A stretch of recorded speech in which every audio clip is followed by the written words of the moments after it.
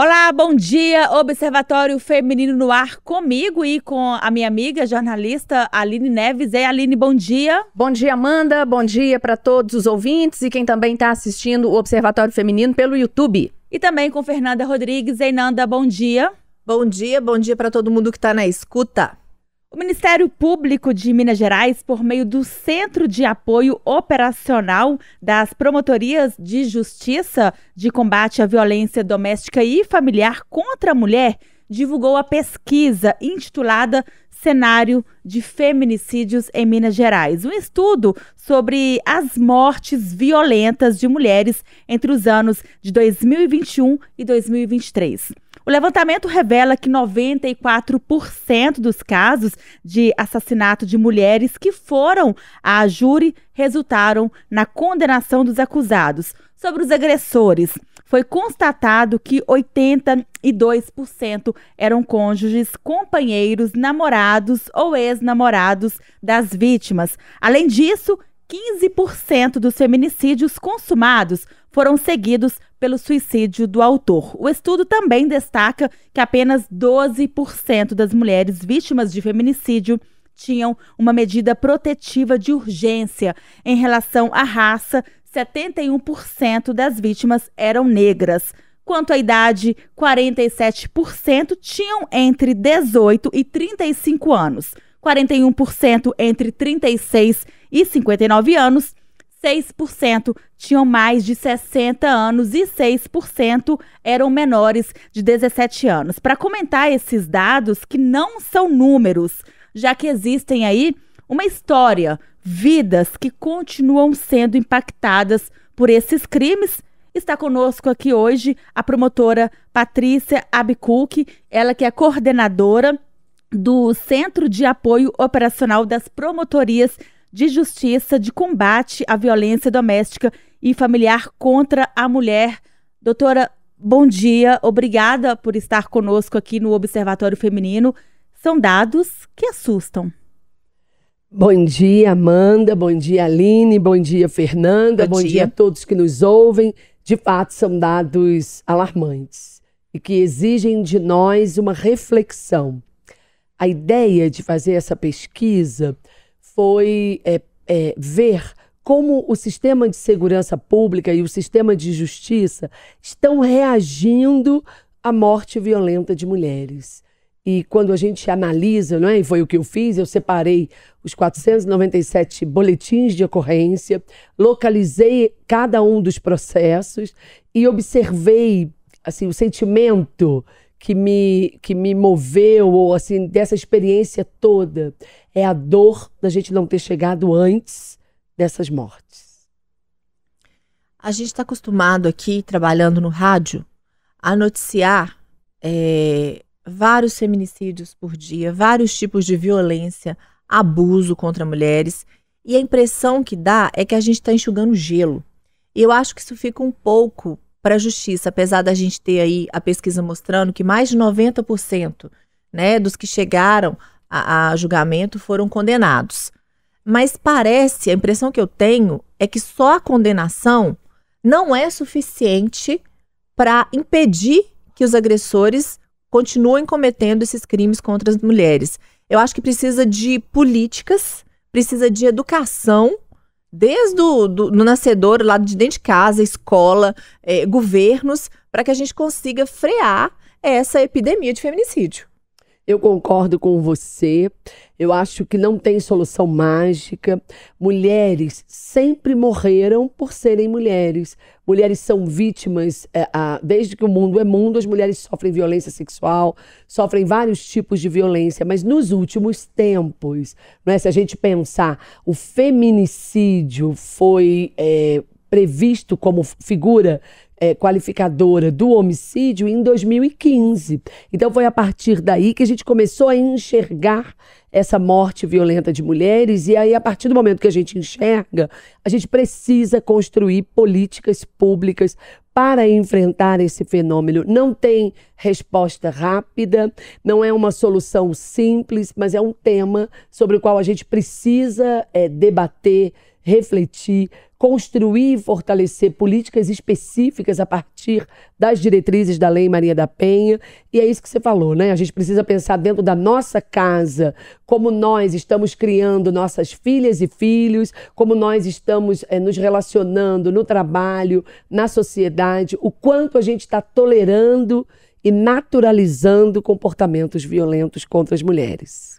Doutora Patrícia, a senhora falou aí sobre essas políticas públicas e analisando, né, a sua pesquisa, esses dados que a Amanda trouxe aí no início do programa.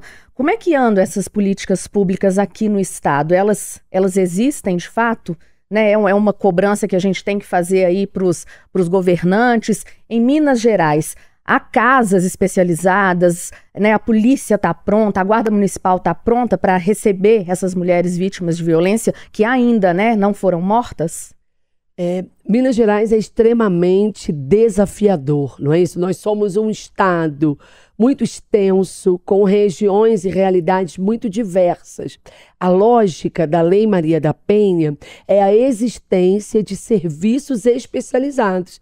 Por quê? Porque violência doméstica e familiar não é simples, não é isso? Eu não estou falando de um agressor que é estranho à mulher. Eu estou falando do companheiro, do ex-companheiro, do namorado, do pai dos filhos dessa mulher. Então, o caminho até a delegacia não é um caminho fácil, não é isso? Normalmente, as pessoas naturalizam a violência, levam um tempo para a mulher conhecer e se reconhecer em situação de violência, e a partir do momento em que ela se reconhece, ela precisa de todo um apoio em todos os âmbitos, e inclusive dos serviços do seu município. Então, respondendo à sua pergunta, nós temos, eu acho ainda muito precária a realidade dos serviços especializados em Minas Gerais. Vamos aos números. Delegacias de mulheres. Nós não temos esse equipamento especializado em mais de 65 municípios do estado de Minas Gerais. Patrulha de Prevenção à Violência Doméstica, que é um serviço especializado da Polícia Militar. Nós temos esse serviço em cerca de 140 municípios. Centros de Referência de Atendimento à Mulher, que também é um serviço especializado no âmbito socioassistencial. Nós não temos 40 no estado. Então, assim, organismos de políticas para as mulheres, nós não temos em mais de 12 municípios. Então, assim, a gente tem, né, aí juizados especializados, promotorias especializadas, núcleos da Defensoria Pública, todos esses serviços ainda são em número muito reduzido. E aí a gente precisa falar sobre isso, a gente precisa cobrar o aumento desses serviços, e a gente precisa formar os serviços que existem e que vão atender as mulheres. Fazendo uma porcentagem rápida, cerca, então, praticamente 70% dos municípios fica Deus dará. A gente tem eu não quero, né, aqui a gente tem que ser positiva e tem que acreditar que é possível mudar esse cenário. Quando não existe um serviço especializado, as mulheres são atendidas pelos serviços disponíveis. Então vamos pensar, se na minha cidade não tem delegacia de mulheres, eu posso ir à delegacia mais próxima de minha casa. Não é isso? Da mesma maneira, se eu não tenho patrulha de prevenção, que é um serviço da Polícia Militar, como eu disse, então, se eu preciso de um apoio da polícia, eu tenho que me dirigir ao destacamento mais próximo da minha casa. Então, não é, as pessoas não deixam de ser atendidas. Só que a ideia do serviço especializado é um atendimento mais qualificado. Doutora, eu sempre falo aqui que quando eu acompanho, né, na pauta policial, factual, os feminicídios, ali para mim não é um dado, não é mais mais uma morte que entra aí para a estatística. Ali é uma vida, né, uma mulher que tinha sonhos, é uma mulher que tinha mãe, pai, filhos, enfim, destrói tudo. E aí a gente vai, né, acompanhando. Semana agora recente eu conversei com os familiares da Brenda, que teve o julgamento, né, do mandante aí desse feminicídio, o feminicídio que nesse caso ele mandou 2 pessoas praticarem o crime. Esse homem, né, foi condenado agora essa semana, se eu não me engano, a 23 anos de prisão.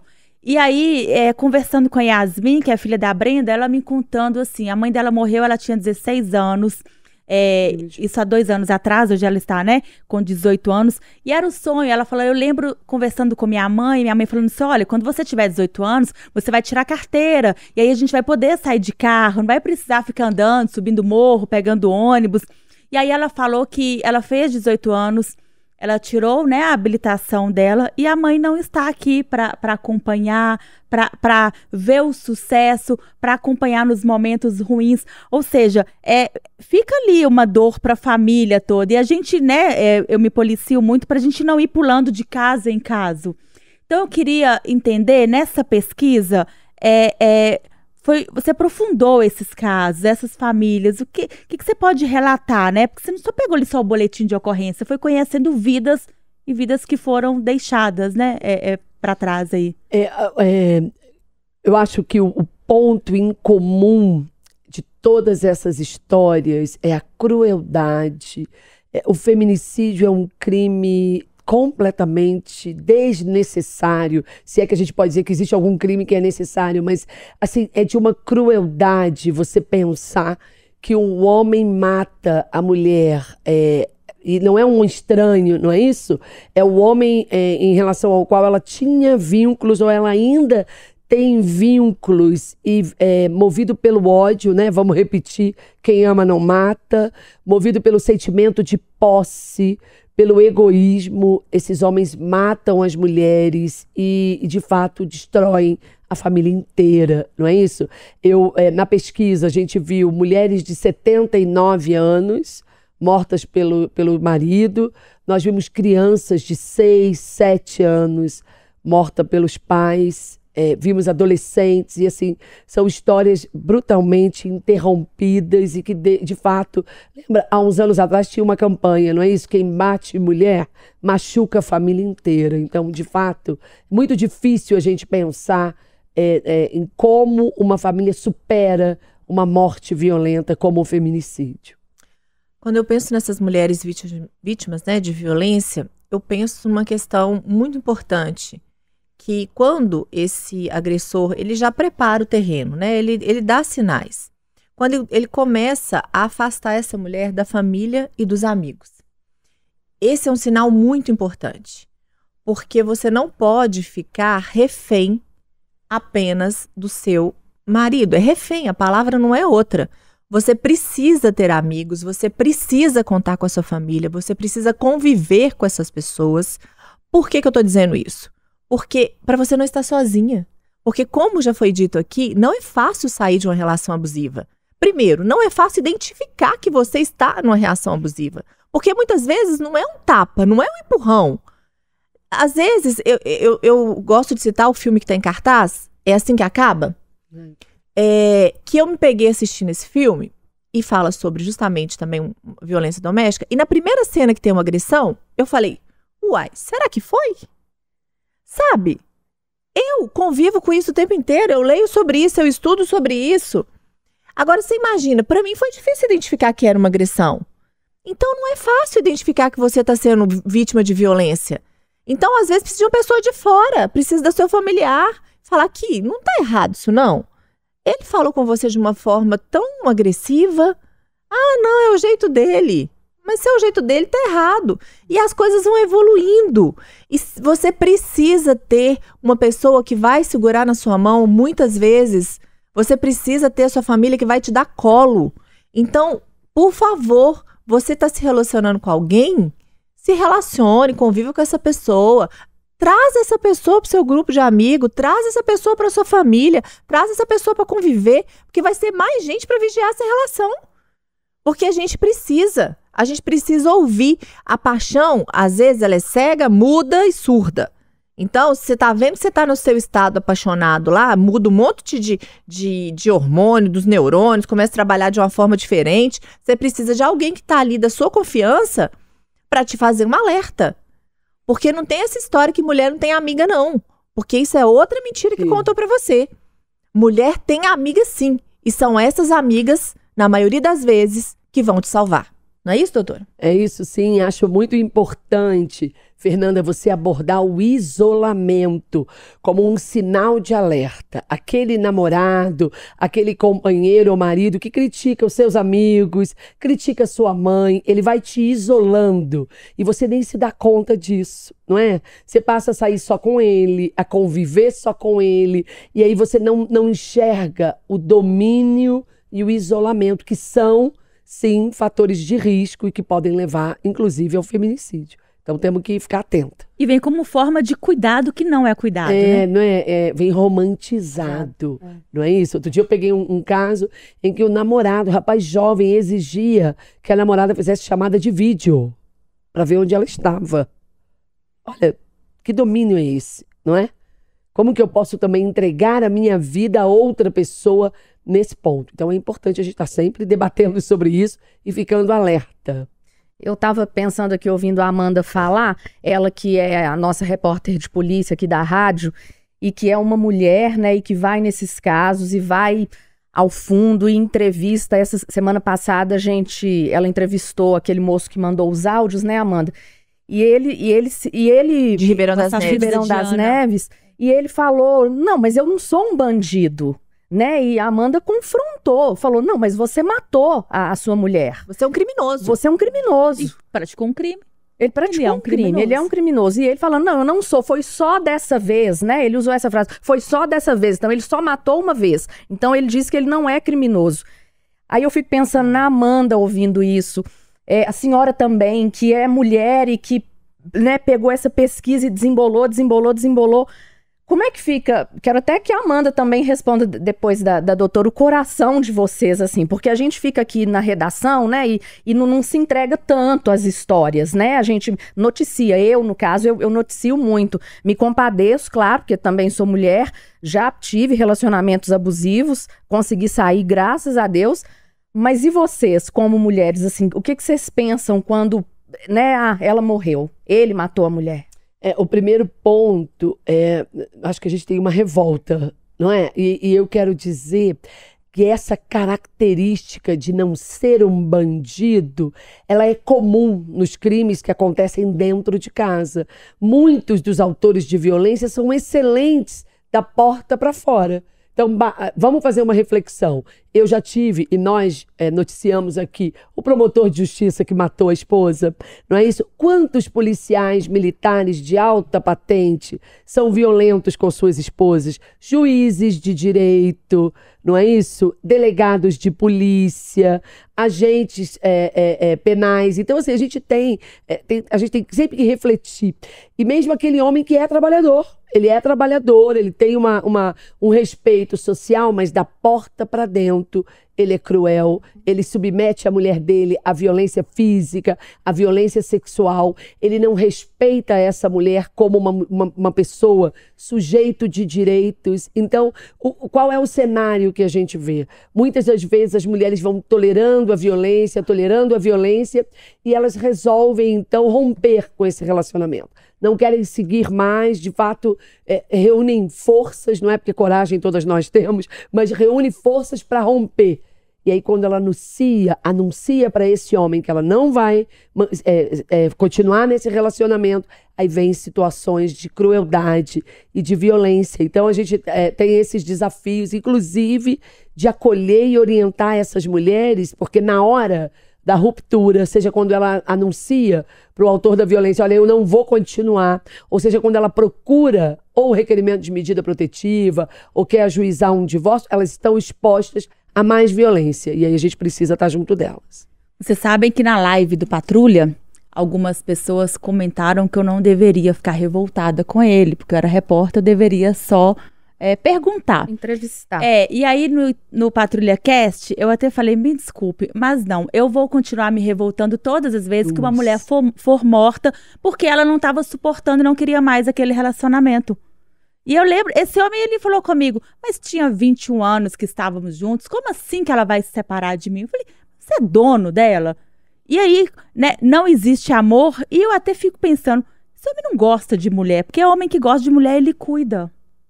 E um ponto que eu acho que a gente fica mais chocante ainda são aqueles homens que matam as mulheres na frente dos filhos. Não é? Nós tivemos um episódio também em Patos de Minas, não é? Essa semana ou semana passada, não sei o detalhe, o agressor, o feminicida, ele mata a mulher na frente de uma criança de 4 anos. Esse é um cenário também muito cruel. E é importante a gente dizer isso, Amanda. Então, se você fica revoltada, empata comigo, que eu também fico. Não, sempre. Não é? Sempre. Eu não posso achar que isso está natural. Não tá normal, não é normal. Não posso dizer que é normal. Pouco me importa se o homem é trabalhador ou honesto. Ele é uma pessoa cruel e ele tirou a vida de uma mulher que não merecia morrer dessa forma. Nenhuma mulher merece. Ele destruiu uma família inteira, não é isso? Os filhos que vão deixar de conviver com a mãe, os pais que vão deixar de ter uma filha em casa. Não há justificativa para essa violência. Ele é um criminoso, né, Amanda? É um criminoso, Ele é um criminoso, Quem Amanda. pratica crime é criminoso. Infelizmente... É a lei quem tá falando, não sou eu, né? E é importante também, né, doutora, que as vítimas não tenham vergonha de fazer denúncia, né? Esse é um ponto, Amanda, bem desafiador. Nós, do sistema de justiça, queremos que as mulheres façam a denúncia. Não é isso? Que elas procurem a delegacia mais próxima, a delegacia de mulheres, acionem a PM, mas é importante a gente refletir. Muitas mulheres ainda não estão preparadas para uma denúncia formal no âmbito da segurança pública e nem por isso elas podem ser deixadas de lado. Então, o que eu quero dizer com isso? Por isso, né, a ideia de fortalecer os serviços de acolhimento. A ideia é que no CREAS, no CRAS, no posto de saúde, nos centros de referência, hajam espaços para a mulher chegar e ser acolhida. Porque às vezes ela precisa, não é, violência doméstica desorganiza a vida. Uma mulher, muitas das vezes, não pode fazer um boletim de ocorrência e voltar para casa, como se nada tivesse acontecido. Então é preciso planejar essa ruptura e planejar esse momento da denúncia. É isso aí, o recado tá dado, né, meninas? Então vamos, né? Doutora, a gente queria te agradecer, muito obrigada, viu, por apresentar pra gente esses dados. Meninas, vamos? Vamos. E até uma próxima vez, né? A gente espera aí. Obrigada por estar aqui, obrigada pela oportunidade. E assim, se eu puder dar um recado, mulheres, não se sintam sozinhas. É possível vencer a violência e sair desse contexto. Todo mundo junto. Até domingo que vem. Até domingo que vem.